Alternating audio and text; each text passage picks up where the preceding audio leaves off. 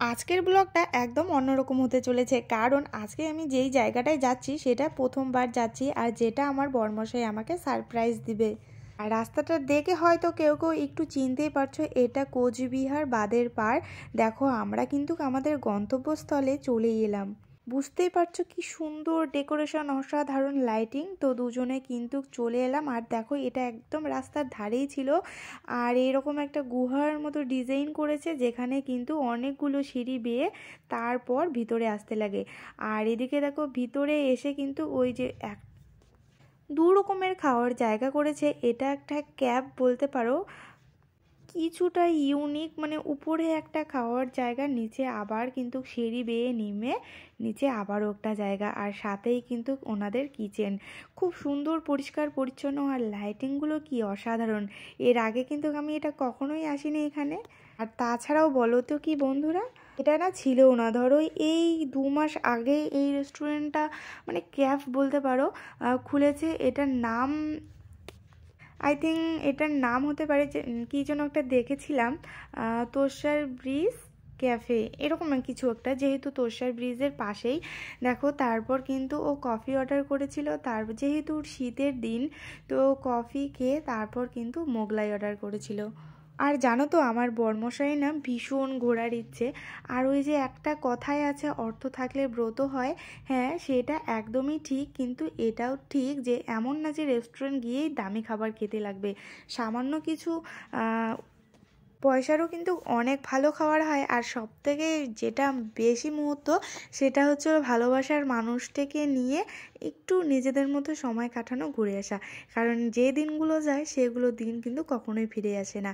দেখো আমরা কিন্তু সেখানে অল্প স্বল্প খাওয়া দাওয়া করে সেখান থেকে বেরিয়ে গেলাম, কারণ তার পাশেই আবারও একটা কিন্তু এরকম সেম জায়গা আছে। ও আমাকে বলেছে তুমি শুধু চুপচাপ দেখে যাও, আমি তোমায় কোথায় কোথায় নিয়ে যাই। আসলে এই মানুষটার কথা যত বলবো ততই অবাক। জানো তো মাঝে মাঝে আমিই বিরক্তি ফিল করি যে এত কিসের ঘুরতে যাওয়ার, যেখানে আমাদের অর্থনৈতিক দিক এত সংকোচ। হ্যাঁ, তোমরা হয়তো বিশ্বাস করবে না, কেউ কেউ বিয়ের পর ঘুরতে নিয়ে যায় না জন্য কিন্তু অনেকেই বিরক্তি ফিল করে। আর আমার বিরক্তিটা হচ্ছিল, ও ভীষণই ঘুরতে পছন্দ করে, আর সাথে আমাকেও নিয়ে যায়, পিছন ফিরে কিন্তু তাকায় না।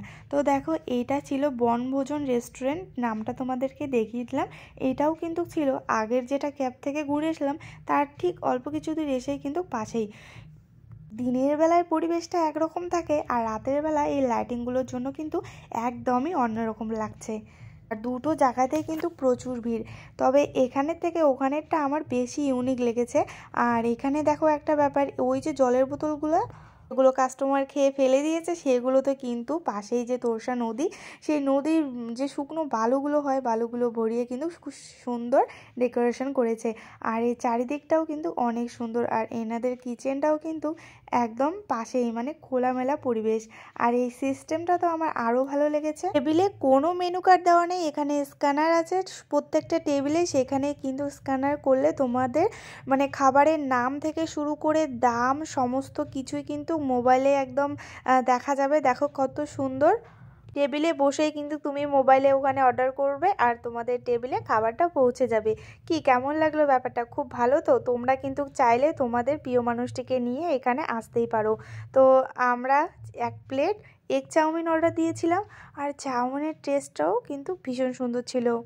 আর হ্যাঁ, খাবারের দাম যদি জানতে চাও তাহলে বলবো, খুব যে একদম বেশি দাম নেয় জিনিস হিসাবে তাও না, আবার খুব কম সেটাও কিন্তু না, মানে মোটামুটির মধ্যে। তবে টেস্টটা কিন্তু দারুণ ছিল। দেখো আমরা কিন্তু 1 প্লেট চাউমিনে দুজনে ভাগাভাগি করে খাবো।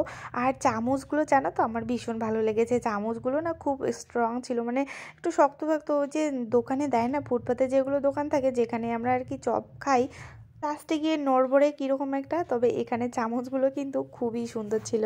মাঝে মাঝে জানো তো আমার মনে হয়, আমি মনে হয় সে ভাগ্যবতী নারী যে এমন একটা স্বামী পেয়েছি। সত্যি আমার স্বামীর উদ্দেশ্যেই একটা কথা বলতে চাই, তুমি যেমনই হও না কেন আমার কাছে তুমিই সেরা।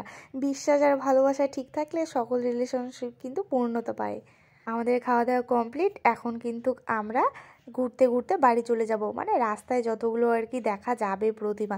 ও হ্যাঁ, তোমাদেরকে তো বলাই হয়নি, 2025-এ সরস্বতী পুজো কিন্তু 2টো দিনে পড়েছে। তো 2টো দিনের মধ্যে যে কোনো একদিন কিন্তু আমরা অঞ্জলি দিয়েছি, আর একদিন নিজেদের মধ্যে ঘুরতে এসেছি।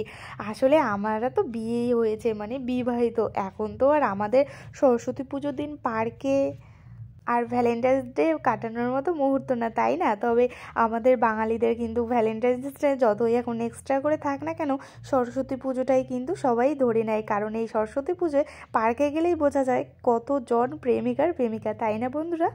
আমরা বাড়ি আসার পথে এই স্কুলটাতে ঢুকলাম, দেখো কত সুন্দর আলপনা দিয়েছে, আর এই প্রতিমাটাও কিন্তু অনেক সুন্দর। তবে এই স্কুলে আমি কখনোই আসিনি, কিন্তু প্রথমবার যেহেতু অনেক সুন্দরভাবে আপ্যায়ন করছিল, আমরা গেট দিয়ে যাচ্ছি, পাশেই কিন্তু আমাদের ওয়েলকাম করে নমস্কার জানিয়ে কিন্তু ভিতরে প্রবেশ করতে বলল। তো আমরা ভাবলাম যাই ভিতরে দেখি কি হচ্ছে। তো এটা একটা স্কুল, দেখি একটা হলের ভিতর কিন্তু অনুষ্ঠান হচ্ছে। আর স্কুলটার ভিতরটা কিন্তু খুবই সুন্দর, মানে কি বলবো, অনেকটা জায়গা জুড়ে, ভিতরে আবার একটুখানি মাঠের মতো আছে যেখানে কিন্তু ছবি ওঠা ভীষণ সুন্দর। আর জানো তো এই স্কুলটা কিন্তু অনেক বছর আগের, 1831 সালে এই স্কুলটা স্থাপিত হয়েছিল। আর এটা ছিল স্কুলের প্রবেশপথটা। দেখো কত সুন্দর, আমাদের দেশ স্বাধীন হওয়ার আগেই কিন্তু ব্রিটিশরা এই স্কুলটা বানিয়েছিল, তাই জন্যই হয়তো এতটা জায়গা জুড়ে। আর আজকের সন্ধ্যেটা সত্যি একদম ঝলমলে ছিল, আর দিনটাও খুব ভালো। আমার এই ব্লগটা তোমাদের কেমন লাগলো? তোমরা যদি ওই রেস্টুরেন্ট বা ক্যাফেতে যেতে চাও, অবশ্যই কিন্তু যেতে পারো। খুব সুন্দর একটা পরিবেশ, দিনের বেলাও খোলা থাকে আবার রাত্রেও খোলা থাকে। তো আজকের মতো আসি, দেখা হবে আরও সুন্দর একটি ব্লগে। ততক্ষণে সবাই সুস্থ থেকো, ভালো থেকো, সাবধানে থেকো। টাটা।